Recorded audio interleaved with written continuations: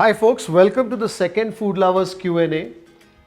Over the last few days, I've received numerous questions from you. Questions pertaining to food lovers, questions pertaining to me, my interests, my family, questions pertaining to Gourmet on the road, how we rate, future destinations, and tons more. In this Food Lovers Q&A, I'm going to address each and every one of those questions. So this is going to be a slightly lengthy Q&A. So stay tuned till the very end, and because it's going to be a slightly lengthy episode, I'm going to fix myself a cup of coffee, and I would recommend you fix yourself a drink too. So see you on the other side of this coffee break.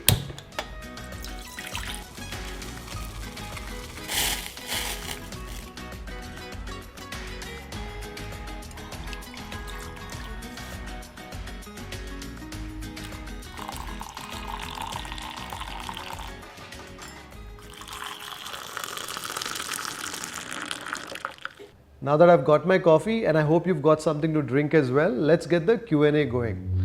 And the first question is from Anumanda Nayagan, and a similar question from a user name called Blood Rider. So Anumanda says, how old are you and when did you get bald and beautiful? Well, about the bald and beautiful look, it feels like I've been like this for a while now. I've gotten so comfortable, but I think it's been a little over a year. I think if you really want to find out when I got this look, you should probably look up my Instagram profile, since I post a bunch of pics there. I'm going to put a link to my Instagram right here. If you're not following me already on Instagram, you should follow me and also follow Food Lovers. I'm going to put the links right here and in the description below. Well, with regards to age, I don't mind sharing my age with you, but let's make it a little interesting. I've been in this space for the last 25 years now. So let me see if you can guess my exact age. So guess my age and put it in the comments below. And if you have the right answer, I'll reply back to that comment. So moving along with the questions, Pavan Verma asks, where did you work before? Rajshekhar Raj says, what's your qualifications? Kaveri Rudrappa says, please share your studies. Well, Pavan Rajshekhar Kaveri, I have an MBA in marketing. I studied in Mumbai. I worked with a top hospitality group for 10 years. Now this is something that I've already addressed in an earlier Q&A. So I'm not going to spend too much time on it. I'm going to post a link to that Q&A in the description below and also in this video here. So just click on that link and you'll find a lot more about me, my education, my earlier career, etc. There's a couple of questions here, and this is from Arun Nag. Says, are you a Kannadiga? What's your daytime job? And Hemant Raj says, where are you from? Well, I've been based in Bengaluru for the last 23 years, so I guess that makes me a Kannadiga. But I've lived in Mumbai before that, which is why perhaps my Kannada sounds a bit different, although I try to do my best. Well, as for my daytime job, this is my daytime, nighttime, my 24-hour job. This is all that I do. You know, take a look at the earlier Food Lovers TV Q&A. You'll find a lot more with regards to these areas. I don't want to spend too much time here because there's so many more questions that I would like to address. So Jagdish says, hey Kripal, can we expect some cooking videos from you? I hope you're a decent enough cook. So Jagdish, I used to cook a fair bit. I'm a recipe cookbook sort of a cook. I used to cook Indian, Thai, European. That's typically the kind of cooking that I used to do. I also love to bake. I find baking to be very precise. You can't really experiment too much with baking. You know, I love that part of baking. It's like a science to a large extent. And so I used to bake a lot as well. But as life has gotten busier, unfortunately, I don't find too much time to cook these days because we're traveling, we're doing a bunch of things with the show at Food Lovers TV. So I don't find as much time as I would like to get back to cooking. But that's something that's definitely on the agenda. As for videos, I'm not really sure if I want to explore that because there are so many cookery videos that are out there. I'm not sure if I will bring something new, but perhaps some collaboration with a chef, with a great cook, you know, maybe bring out some interesting recipes. That's something that I'm definitely open to. In fact, we just shot a couple of interesting recipes in Hyderabad on our recent visit there. We also did a recipe with a Mangalorean couple when we were doing our Mangalore series. So as and when we do get opportunities to cook with Gourmet on the road, we certainly will try and cook. So there are some questions now about my journey and inspiration. So this is a question from Ramit, and he writes from Canada, and he says, what was the inspiration that got you into becoming a connoisseur of food, fine dining and wine? How old were you at the beginning and where did it take place? Now, I don't think I was looking to be a connoisseur of food, wine and fine dining, but I was always interested and intrigued by food. I always had a bunch of questions to ask, and I still do. I've always been, and I still am, very curious about food. As you ask questions, you receive answers, and you start learning food, you start knowing food a little more deeper and deeper, and that's been my journey for the last 2.5 decades. I still vividly remember one of my first meals in a 5-star environment. This was at the Chinese restaurant called the Golden Dragon at the Taj Mahal in Mumbai about 25 years ago. I was having lunch with a senior colleague and a client, and they ordered some food, and on the table came along some huge golden fried prawns which were served to us with chopsticks. There was no other cutlery. Now I really didn't know at that stage how to eat with chopsticks and how to maneuver that huge enormous prawn, and I was petrified. So most of the meal I just starved under some pretext. I told the others on my table I wasn't too hungry, I wasn't too well. That was my first vivid recollection of a fine dine kind of a situation. But that situation also, firmed up my resolve to know food, to learn about etiquette, to learn about fine dining, a little more. So it's been a journey over the last 25 years. So then we've got a few more questions, and this question is from Let's Go, from Farhan Haq. They say, we need to know about your previous journey experience, how you entered food vlog. Food Lovers channel is absolutely doing great. What made you become an entrepreneur, so on and so forth. So again, I think I would like you to go back to my earlier Q&A, because a lot of the questions that you asked here, my early journey has been addressed there. So do look it up, because it will give you an in-depth perspective about our background, our evolution, the evolution at Food Lovers, so on and so forth. I've got a link to that right here in the description below. Okay, now let's get to some questions about my family. So Harish Raghuramaya asks, he says, are you married? If yes, how supportive is your wife towards your work? Yes, I'm married. My wife's name is Sridevi, and she's extremely supportive towards what we do. Let me tell you this, although what we do looks very easy and very interesting from the outside, there's a lot of work that goes into it. So when we are shooting, especially when we're traveling for days on end. We're shooting from early in the morning till late in the evening. In addition to that, we're driving to our destinations, driving from one location to another, the whole aspect of logistics, all of that. Plus, when we come back after a shoot, there's a lot of work that happens on the editing board. So there's a lot of time that we spend either traveling or back at the office. Now I just want to give you a perspective. You may see a 20-minute video, but that 20-minute video may perhaps have been distilled out of a 4-hour or 8-hour video footage, depending on the number of cameras that we shot with. And then of course the editing, the sound correction, the color correction. So all that takes a lot of time. So which necessitates that we spend a lot of time away from home, either on the road or at the office. So yes, it does help to have a supportive family. I think all of us at Food Lovers, are blessed with that. That's the reason why we are able to do what we do when we go out there to present these shows for you. Also, for instance, sometimes when I'm on a holiday, I was recently in Goa. I thought it would just be a holiday with my family. Even there I saw something interesting, and I went out there. I didn't have the crew, I just had my phone. I went out there and I did a little video on my favorite Goan breakfast. Now this is a personal holiday, but still I ended up doing some work. So therefore, you need that support from your family. I'm also constantly online, I'm always online, whether it's Instagram, YouTube, Facebook, because a lot of the stuff that we do is online. You connect with us online, etc. And so yes, you can only do this if there's tremendous support from your family. The other question that I have is from Chetna Vyas, and she says, I also want to see your family at least one day. You enjoy food with your family and friends, memories with your family, etc. Well, my family is rather reserved. They say one in the family facing the camera is enough.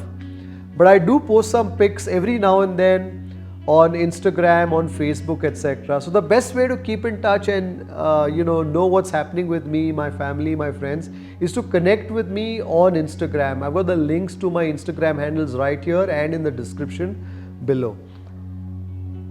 Now there are some questions about Food Lovers TV and Gourmet on the Road. So let's get to them. Manasa Patil asks, what is the motto behind this food channel? And the secret of your energy and being so enthusiastic all the time? Well, Food Lovers TV, Gourmet on the Road is about celebrating great food. It's about celebrating great food wherever it occurs. We want to present worthy culinary experiences to our viewers to enable you to savor them. And we want to present this through the storytelling medium of videos. Our dharma, our credo is truth in food, wine and dining, which means we will only share stories that we believe in. We will only share stories that we are passionate about, which I guess manifests itself in our energy and enthusiasm levels. So when I'm out there shooting, my only objective is to share those stories, to share the experiences that I'm partaking of for your benefit. And because I'm passionate about them, I guess that passion translates into enthusiasm and excitement that you see on screen. Now this is a question from Sagar V, and he says, I have a question. The way you describe food or taste, is that scripted or any rehearsal? Because I like the way. Please answer. So hi Sagar, Food Lovers isn't a scripted show. Yes, we do a fair bit of research before we even get to the location, because we want to be sure about what we're covering. We want to be sure about the establishment, the eatery, the restaurant, the experience. So we do a lot of research before we get to the shoot. But the entire speaking part, that is me talking about the place, interacting with the protagonist, talking about the food, talking about the flavors, talking about what I feel, what I'm experiencing, all that is entirely unscripted. Gourmet on the Road is an unscripted show. I speak basis what I feel of the experience that I'm experiencing, if that makes any sense. Basically, this food speaks to me, the food speaks to my palate, and I convey that to you through my words. That's typically what Gourmet on the Road is all about. It's not a scripted show at all. So basically, I draw upon what I see, observe and experience and narrate the same vis-a-vis my understanding and perception of the same. I hope that answers your question. So these are a couple of questions here. This is a question from Shubham Srivastava. He says, this is a question from my mother as she's a fan. Hi Shubham, please convey my regards to your mother. She says, how do you decide which places to cover and which type of food to show in next episode? And Akshay Vinchurkar also has a similar question. He says, what are your parameters to decide and finalizing a restaurant for your episode? Now with regards to how we decide on a future episode, we always have a short list of stories or subjects that we want to cover. Now these could be restaurants, these could be eateries or whatever. So we've got a short list. So typically every once in a while when we are finalizing a shoot schedule, we will look at this short list and then try and figure out what we should be shooting next. Sometimes we also look at something that's topical. So recently we did a Sadhya episode because it was around Onam. Before that there was an episode that we did that we felt was very relevant because Bakri Eid was coming. So I'm going to put a link to both the episodes in the description below. And also sometimes you have a subject that just comes up. I remember when we were driving from Salem to Dharmapuri, along the highway we saw hundreds of mango stalls and these were selling local varieties of mangoes. So we just decided to impromptu stop there and shoot an episode of Gourmet on the Road. So we shot an episode of mangoes, local varieties of mangoes in and around Dharmapuri. So typically the kind of stories that we pick up or the kind of stories that we decide to shoot next, it's a combination. So we've got a short list. Sometimes we look at what's topical, and sometimes it's something that just emerges as we are traveling, as we are, something just comes up. So that's typically how we plan our shoots, how we plan future episodes of Gourmet on the Road. So this is a question that comes from Madhu S. And Madhu S says, "You're great and rocking. What camera are you using and what's its cost?" Well, Madhu, over a period of time, we have invested in a bunch of cameras. So we began shooting with a Canon 700D.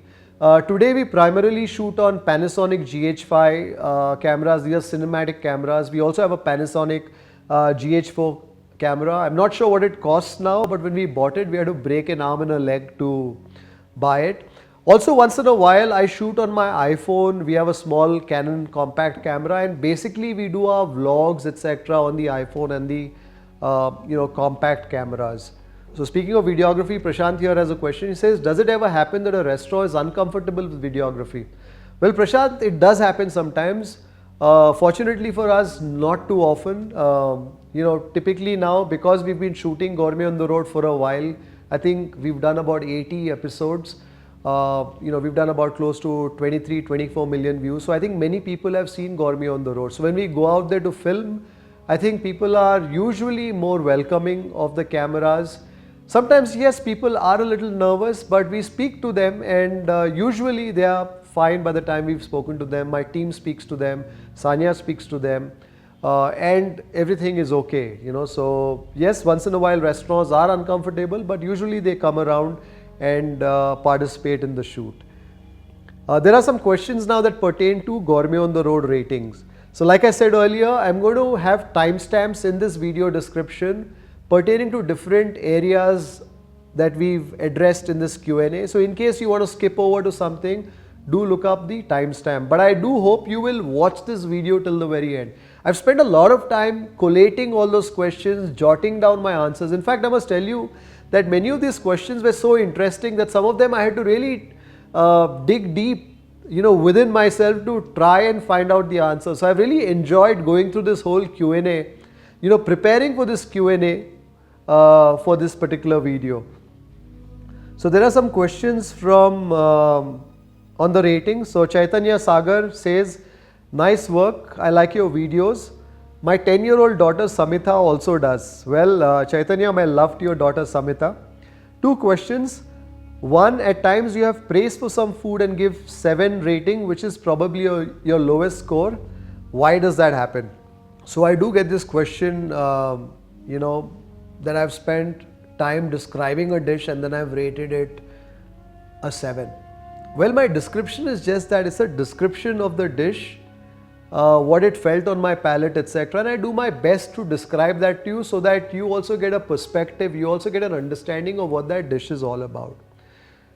Now my review score is how I have rated that dish vis-a-vis other dishes that I've tasted at the restaurant or vis-a-vis other dishes that I've tasted elsewhere. So when it comes to the review, the rating score, that is comparative. So that compares to other dishes that I've tasted either in the restaurant or other dishes that I've tasted elsewhere. So the description, I may have a long description, but that description is not the rating. There is the description and then there is the rating. So if you were to break down my rating, so if I were to rate something a 9 or a 10, then that dish is a must try. If I've rated a dish an 8, that dish is a very good dish. If I've rated a dish a 7, that dish is also a good dish. I must tell you that I'm very finicky, I'm very particular about my scores. There are times when I've gone into a restaurant, I've experienced a dish and I've given it a 5 or a 6 because I really didn't believe, because I really felt that the dish wasn't spectacularly great, it wasn't good, it wasn't a dish that I would go back and order. So typically descriptions are one and ratings are other. Descriptions only describe the dish, but the rating is what I believe of that dish vis-a-vis other dishes either in the restaurant or elsewhere. Also, please bear in mind that my rating takes into account only the food, because many a times I'm evaluating food in different settings. I'm evaluating food in a 5-star, I'm evaluating food in a freestanding restaurant, I'm evaluating food on the street. So my rating is only vis-a-vis the food and nothing else, and that's typically something that you should definitely keep this in mind. because I don't think it would be fair to bring in all those considerations when I'm rating the food. Because if I'm rating the food in a 5-star, of course there's a great environment, of course there's great service and all of that. But I believe that when I do Gourmet on the road, when I'm shooting Gourmet on the road, I want to rate just that food, and my score is only for the food. Vignesh Krishnan has a question. He says, have you ever tasted dishes at a place and decided not to post the video because it tasted bad? So Vignesh, the answer to that question is yes. I have walked into a restaurant and decided not to shoot because I wasn't comfortable with what I saw. You know, when I present an episode of Gourmet on the road, I need to be sure about what I'm presenting, because at the end of the day, I know that many of you out there are watching that episode of Gourmet on the road and then visiting that restaurant. So if I go into a restaurant and if I find that something is not right when I'm shooting Gourmet on the road, I may decide not to shoot it, and I've done that in the past.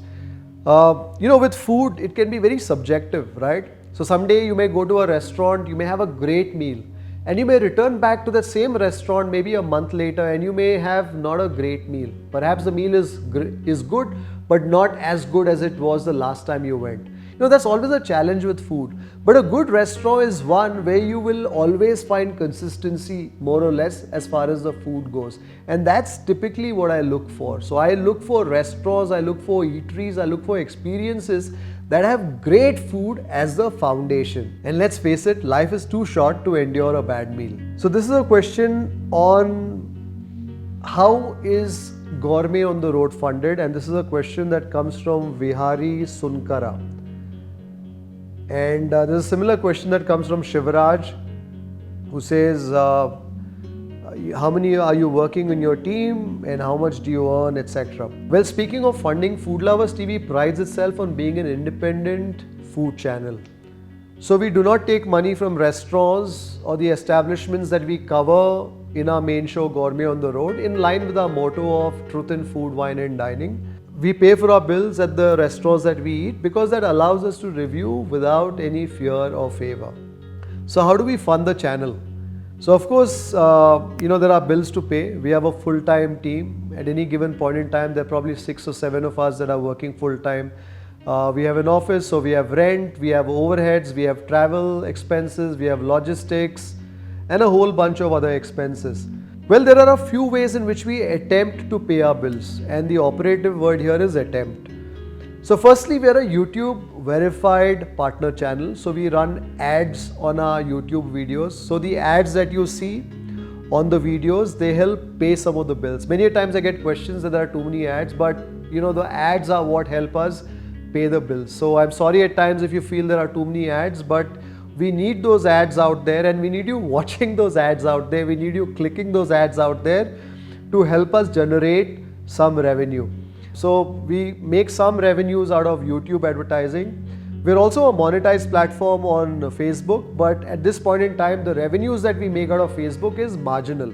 In addition, we also look at strategic partnerships or collaborations with brands which do not present a conflict of interest to Gourmet on the Road. We would also like to look at sponsorships for Gourmet on the Road, provided of course, you know, there's a synergy with the ethos behind Gourmet on the Road. So as we increase our subscriptions, as we increase our viewership, our objective is to become a self-sustaining platform where we can produce content purely based on the revenue streams that I spoke to you about. But the truth is that at this point in time, these revenue streams do not cover all the costs that go into creating the kind of content that we create. So recently we've set up a Patreon page. Now the Patreon page allows those who would like to contribute to Food Lovers, those who would like to support Food Lovers TV and the work that we do, to contribute a certain sum each month in lieu of special privileges, right? I'm going to post a link to that Patreon page right here and also in the description below. So if you'd like to support Food Lovers TV, the work that we do look up the Patreon page. And even if you're unable to contribute for whatever reason, we're very happy to have you here with us on Food Lovers TV, subscribing to us, watching our content. Our vision for Food Lovers is great content that's accessible to all, supported by the few who can. Now let's get on to some other questions, and these are questions that pertain to the team, that pertain to team meals, that pertain to excess food. Well, Nirmit Anjaria says, I really enjoy the way you present and describe the goodness or otherwise of the food items. Does the staff get a taste of the goodness? Vignesh Krishnan says, what happens to the food after you finish tasting them? Darshan Ranger has similar questions. Abhishek Kulkarni also has similar questions in terms of what happens to the food. Well, a big perk of being on the Food Lovers TV production team is there is always plenty of good food around. So yes, the team does get to partake of the food that you see out there in episodes of Gourmet on the Road, and many of the team members are foodies themselves. This also explains what happens to the food after a tasting. So after a tasting, after we finish shooting, we all sit together and we enjoy, we partake of a meal. You should also take a look at some of the Gourmet on the Road vlogs. In fact, I've just posted a vlog recently where you will see the team enjoying some of the food at some of the shoots recently on the Hyderabad series. So does some food get wasted? Well, unfortunately, sometimes it does. As part of what we do, like for example, if you're a coffee taster, right? You're tasting coffee, or if you're a tea taster, you're tasting tea. But when you're tasting tea, when you're cupping tea, you're cupping from, dozens of cups to figure out what is best, to figure out the best blend, right? And so a lot of that tea, a lot of that coffee does get wasted. Similarly, when we are shooting, right, we call for many dishes, we sit down as a team after that and we try and finish the dishes, we try and eat them. And sometimes there is still a little more remaining. Now, in most cases, because we spend a lot of time shooting with that food, you can't really pack that and take it away and give it to someone else, because the food may not be in the optimal condition when you give it to somebody 3 or 4 hours down the line. So sometimes food does get wasted, but we try and minimize that to the extent that we can. Okay, so the next set of questions are pertaining to the choices that we make. I think largely these pertain to what we eat. And so Mir Ali has this question. He says, would you be open to eating everything around the world like how Sonny Side, Mark Queens and Trevor James do?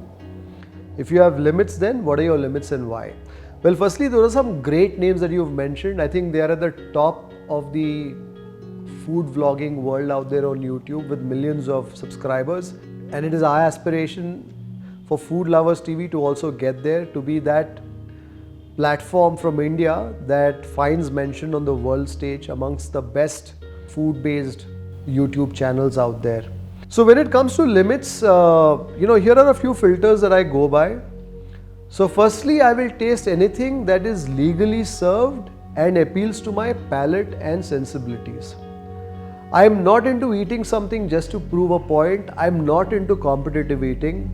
I'm not going to jump at tasting the spiciest chili possible, because that's not me, it doesn't appeal to me. Also, when I'm tasting food out there, I'm tasting food for the vast majority of our viewers. I'm tasting it on their behalf, and I think most of them aren't into devouring snakes, rats and what have you. You get the drift, right? But other than that, I will taste anything just to savor the place and its culinary culture. So there are a couple of questions, and these questions say, this is from Rohit Vishwanathan Iyer. He says, when are you going to do a vegan series on your show? And Praveen Reddy says, I do not know why you want to promote non-veg on your channel, as research is suggesting being vegan is the best and many celebrities are opting for vegan. So for the first question, Rohit, if I come across a great establishment that serves wonderful vegan food, I don't mind tasting it. Do put up a comment in the description below if you can guide us to some. As for the second question on promoting non-vegetarian or otherwise, I think I've answered it in my previous response. But I will also add here that shows like Gourmet on the Road only document what is prevalent in a community or a society. We only showcase what exists. We do not invent something just to showcase.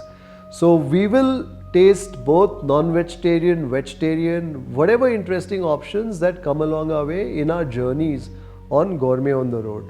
Shravani says, try to gather some information and make videos about endangered recipes. That's something that's always on my mind when I'm filming Gourmet on the Road. When I'm in the kitchens of establishments that have been around for decades, in fact some even at the turn of the last century, when I look at them, I also realize that in many ways these establishments will be the last repositories of some culinary traditions. So therefore, when you see me in the kitchen, showcasing a recipe, etc., it's precisely to document some of that. And of course, we do try and showcase some of these age-old recipes. Recently, when we did the Hyderabad show, we documented two of them, a Patthar Ka Gosht and a Nizami Handi. If you haven't caught that yet, I'm going to put a link to that in the description below. So we do try and document recipes, we do try and document age-old culinary traditions and practices. Because I believe that the world is moving so fast that some of these traditions, some of these recipes may otherwise get lost. So there's some suggestions that have come in, and this is from Naeemullah. He says, whenever I don't feel like eating, I watch your videos which increase my hunger. Thank you very much. Please post a list which includes restaurant names along with place names, whatever you visited so far. And Shashikant Reddy says, at the beginning or end of the show, please give the address or link that hotel where the food was served. It would be helpful. Well, Naeem, firstly, we've created various playlists on our YouTube channel. So it makes it easy for you to find videos by destination, find videos by vegetarian, non-vegetarian, by genre, etc. So do take a look at these on the channel. And Shashikant, every Gourmet on the Road video includes the full address and the Google Maps coordinates, and that's mentioned in the video description. The reason why we don't mention these on the video is because you can't really click a link on the video, but you can definitely click a link on the video descriptions. So all Gourmet on the Road videos include complete addresses and Google Map coordinates. Now there are some questions that pertain to my language or vocabulary. I'll quickly take them. So this is from Uday Kamath. He says, your hold on the language is awesome. How did you get that? Kaveri Rudrappa says, your English is amazing. Please share how to improve vocabulary. So I'm grateful that you love the way I communicate, and we receive many comments on that. You know, when you look at our YouTube videos, you'll see many comments on that, and that makes us happy. So I think my English is okay. It's not spectacular, but I think what you really connect with is the manner in which I express my thoughts in an episode of Gourmet on the Road. So when I'm shooting Gourmet on the Road, my objective when I'm speaking, when I'm narrating, is to convey to you the exact experience that I'm experiencing, is to convey to you the exact flavors that I'm tasting on my palate. I want to bring you to that table with me in such fashion that you too imagine what I'm experiencing at that point in time. So I try and use words and phrases to the best of my abilities, and I think that some way connects with you. I also tend not to skimp on descriptions. So sometimes my descriptions and therefore my videos are a little longer, but I think most of you like that. Most of you appreciate the fact that we pay a lot of attention to our narration and our description. So thank you for your love on that.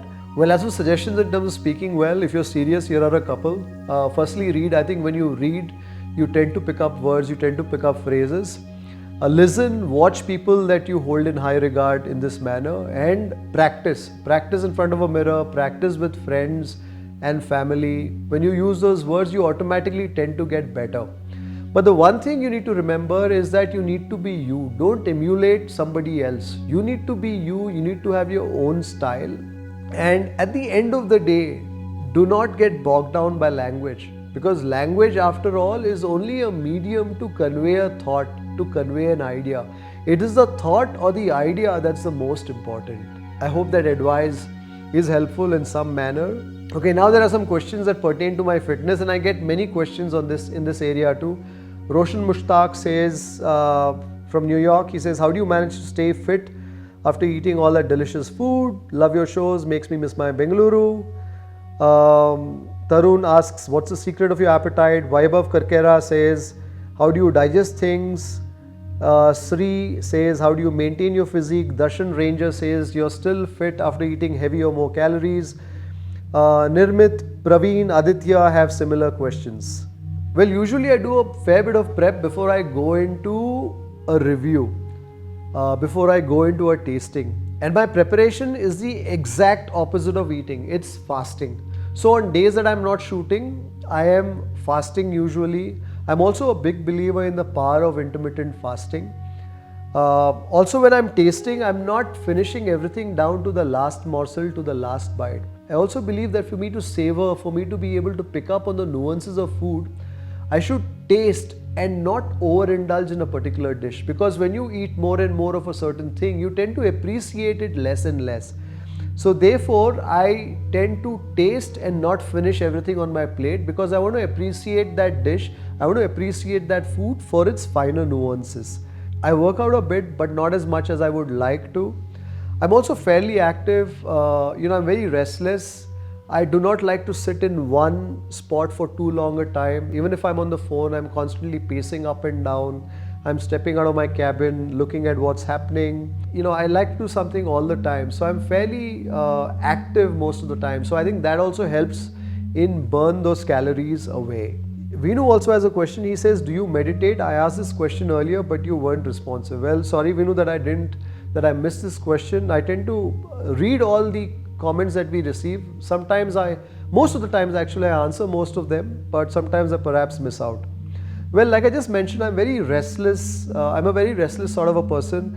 My mind tends to wander off rather quickly. I'm thinking of a million things all the time. Even as I'm shooting this here, I also have some things on the back of my mind that I'm trying to not focus on too much at this point in time.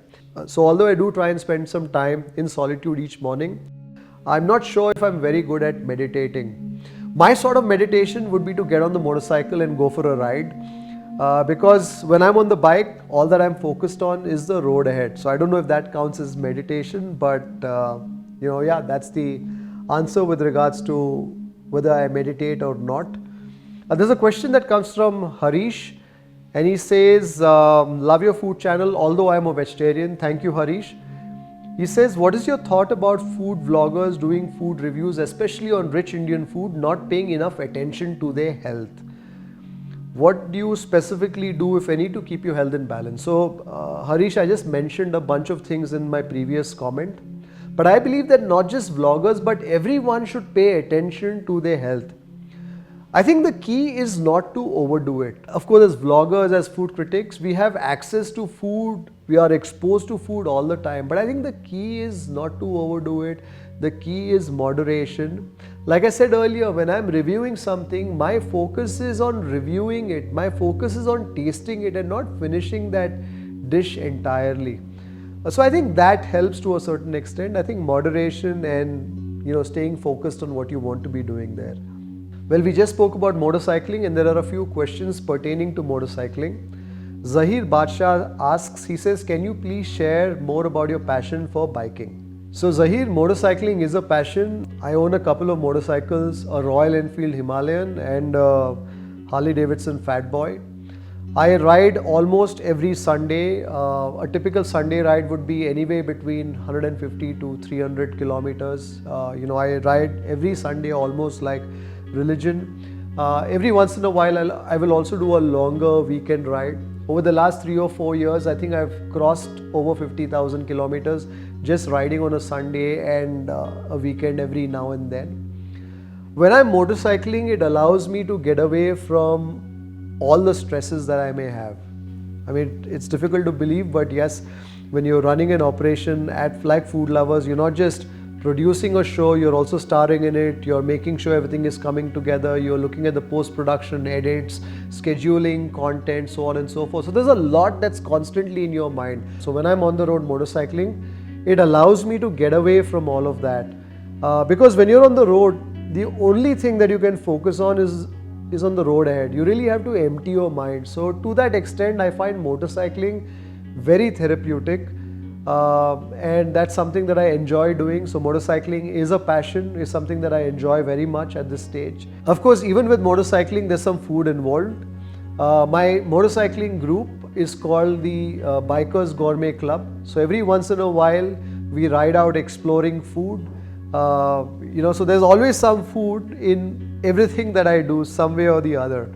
This also brings up the next question, and this question is from Keshav Chandran. He said, why did you stop the Gourmet Biker vlog? The bike ride, especially with the Harley Davidson, was nice to watch. For those of you not familiar with the show yet, I did a series called the Gourmet Biker. I think this was about 2 or 3 years ago, where I rode out exploring culinary destinations on my Fat Boy. I did a few episodes. If you haven't got the show yet, I'm going to include a link in the description below and also somewhere here perhaps. Do take a look and let me know what you thought of the show in the comments below. Well, getting back to the question, Keshav, Gourmet Biker is quite a resource intensive, expensive show to produce. With me on the motorcycle, camera crew, multiple cameras, production hands, etc., it is an expensive show to produce. We've only put it on the back burner for now, but should we get the required funding, should we get the required financial support, I can tell you this, I'll be the first one to get back on the saddle and produce Gourmet Biker once again. So I'm hoping that we are able to get back to Gourmet Biker, or at least produce a limited series sometime in the near future. There are some questions seeking advice now. I'm going to try and answer to the best of my abilities if I can. This one is from Vishwajit, and he says, what are your thoughts and advice to younger generation who are willing to start their restaurant food business in India? Well, Vishwajit, my advice to anybody looking to get into the restaurant business is to first work in the business, work under somebody, and really understand how things work. Really understand if that's a business that you want to get into. Owning a restaurant or the restaurant business looks very appealing from the outside, but once you're in it, it calls for a tremendous amount of work and many sacrifices. When I look at successful restaurants, when I look at successful restaurateurs, the one common aspect is the incredible amount of effort that goes into putting up a show each day. So although restaurants look very nice, very glitzy, very glamorous, and very simple from the outside, it's very tough when you're in it. So if you really aspire to be a restaurateur, work for some time in a restaurant operation, try and understand the ropes of it, and then ask yourself if that is something that you really want to do. It's very easy to open a restaurant, and there are many consultants who will help you open a restaurant. But it's a different thing altogether to run it and run it successfully at that. I'm not trying to dissuade anybody from opening restaurants. After all that we cover are restaurants and eateries. But all that I'm telling you is that before you jump into something, before you jump into a restaurant, make sure you spend enough time, understand the business before you take the plunge. I've seen many people take the plunge because they thought it would be simple, but they've taken the plunge, they've gone into it and only burnt a lot of resources trying to do it.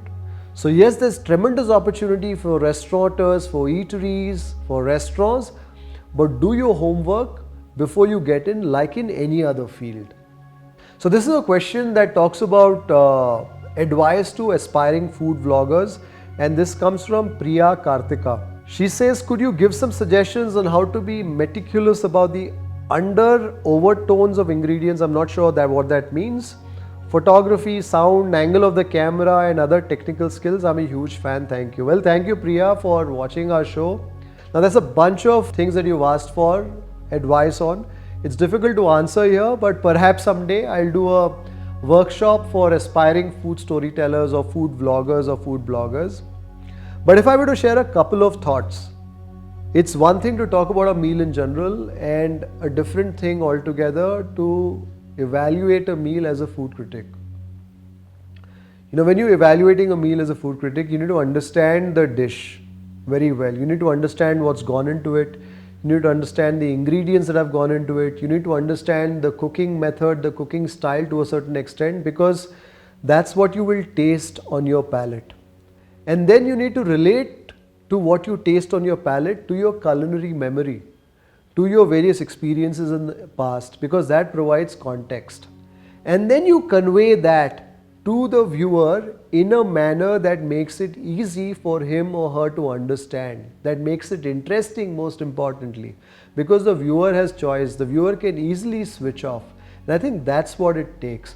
It's taken me about 25 years of being in the food space to speak about food in the manner that I do, and I am still learning every single day. You know, every single day when I'm out there tasting something new, I am still learning.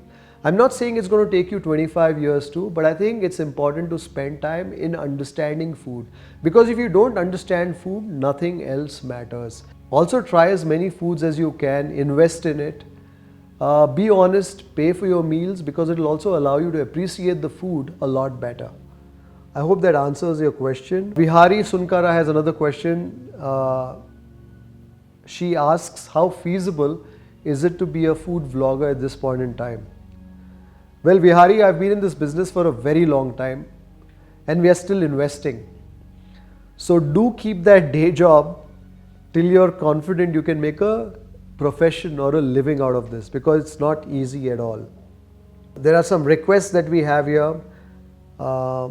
Splendid, that's the screen name, says, kindly do a vlog on making and tasting of Bhatiara style dal gosh and bagara rice from professional experts, because you only have the access to teach us via those people. Well, yes, as and when we do have opportunities to showcase recipes from iconic restaurants, chefs and cooks, we certainly will, and we do that many a times. Anusha Pai says, if you could include some spots where they sell ready masala, sambar, etc., because only locals will know where to purchase masalas depending on the liking, etc. Well, Anusha, we did a story very recently on Rooster homemade masalas. I'm going to put a link to that in the description below. Of course, as and when we do find interesting, stories like that, masalas, condiments, we will feature them in Gourmet on the Road. So there are some queries here as well.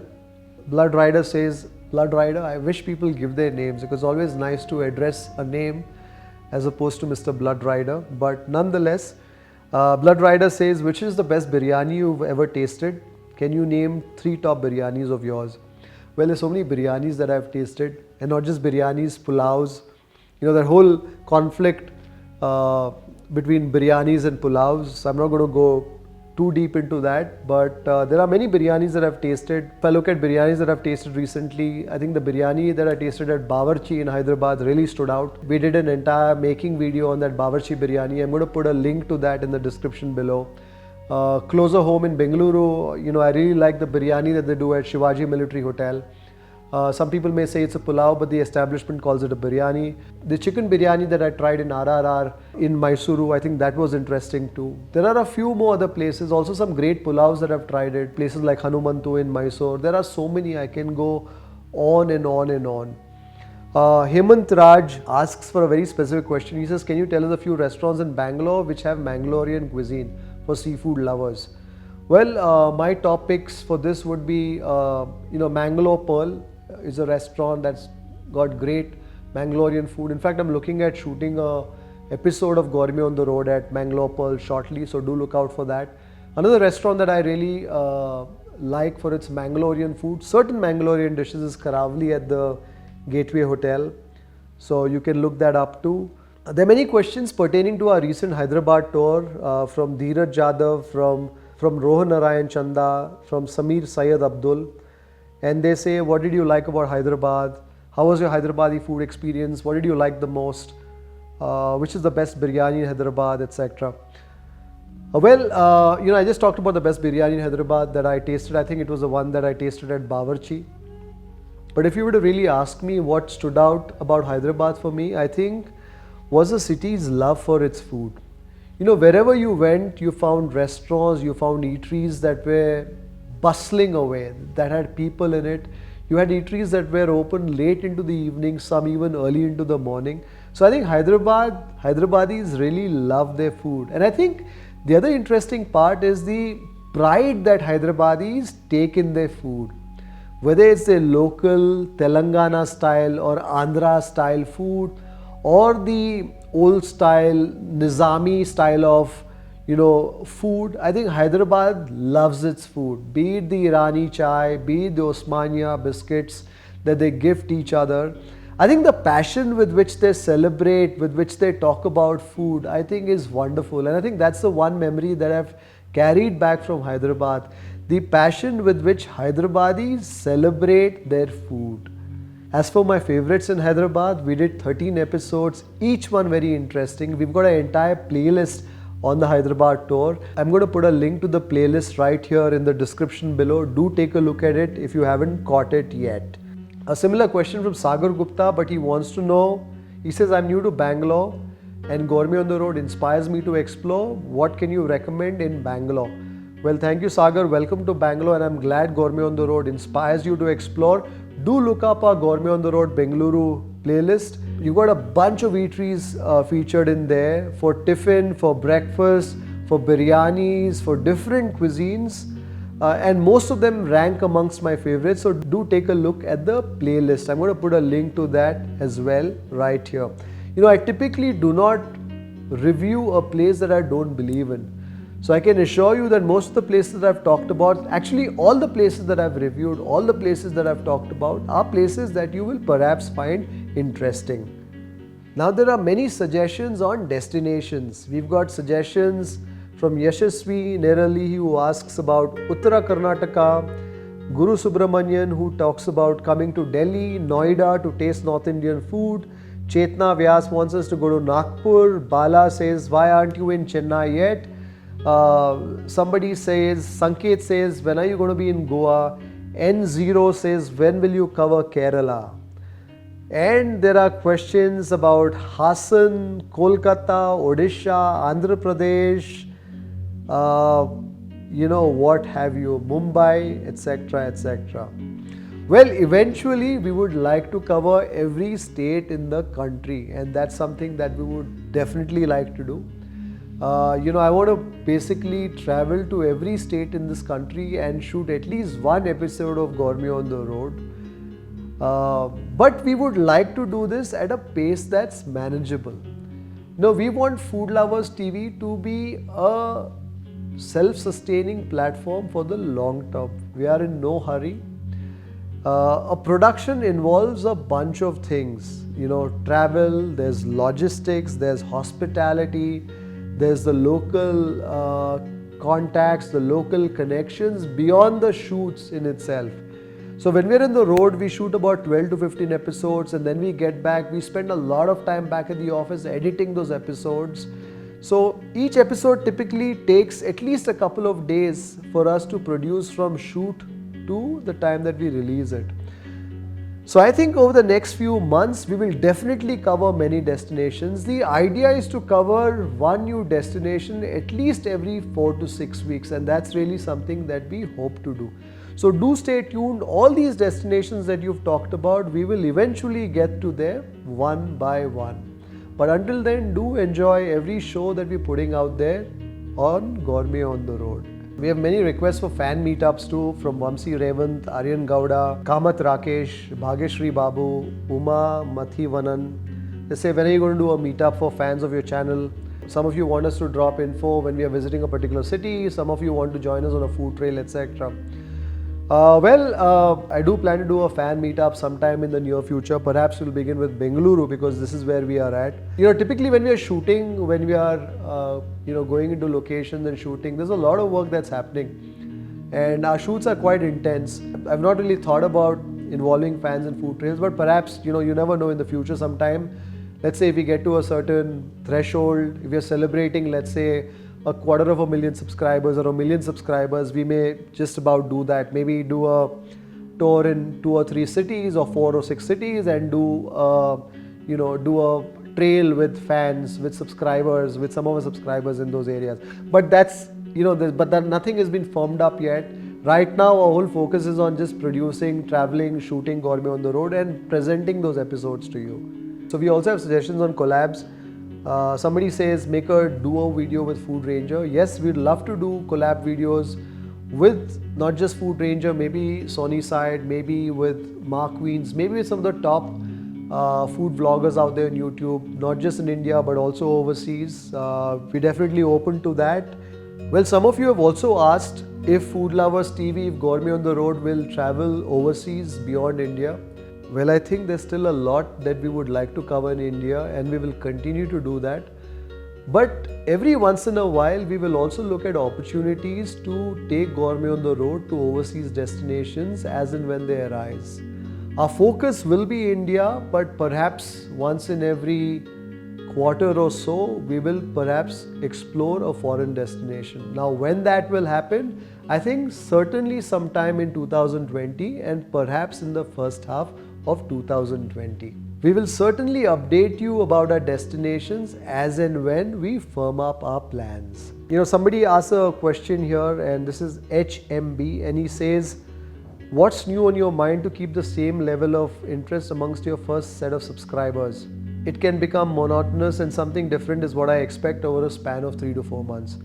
Well, I think the great thing about food and the stories that we cover is that there is so much to cover. There are so many interesting, diversely different stories that are out there. I think I've been doing this now for a long time. I've been exploring food for many years. You've seen me with Gourmet on the road only for the last 6 months, but I've been exploring food for nearly 2.5 decades now. And the one thing I really find very interesting in this space is that there is something new, something different that you discover each day. And I think that is going to keep Gourmet on the road, that is going to keep the level of production, that's going to keep our shows exciting and engaging, hopefully. And at the end of the day, you're the best judge of what we do. So we will continue to pursue, we will continue to produce these shows, we will continue to produce interesting content, and hopefully you'll enjoy it as we present it out to you. And the last question is from Sunija Nair. She says, do you get feedback from hotels you suggested in your group, people landing and enjoying foods you tasted, and how you feel at that moment? Well, we do hear from establishments, we do hear from customers every once in a while. There are establishments that write to us and say, you've given us a new lease of life. We've been around for decades, but just because you've got this video out there that's connected with 1 million odd viewers, they've come back appreciating us for what we do. There are so many people who didn't know that we existed. There's so many people who knew about us but didn't know the stories that we had to tell. And that makes us feel really, really good. There are customers who write to us and say, well, I drove 300 kilometers to taste that biryani and I loved it. And these customers go back with their friends and family. So, that's something that really makes us feel happy, because at the end of the day, when we are producing Gourmet on the road, we don't just want you to savor it when you watch it on your screen. We also want you to step out there, go to those eateries, go to those establishments and savor those experiences. I think there is a wealth of culinary treasures in our country that's waiting to be discovered. I think Gourmet on the Road is just a medium that connects all those great culinary stories to you, our viewers. So that's the last of our question here in this Q&A. I'm sorry if this Q&A video has stretched a little longer than you expected, but I wanted to answer as many questions as I possibly could. Do let me know what you thought of my answers. If you still have some more questions, do post them in the comment below, and continue to like the work that we do at Food Lovers, continue to share the stories that we share, and do subscribe to Food Lovers TV and hit on that bell icon so that you get a notification each time we publish a new video. Until the next episode of Gourmet on the Road, stay safe and happy eating.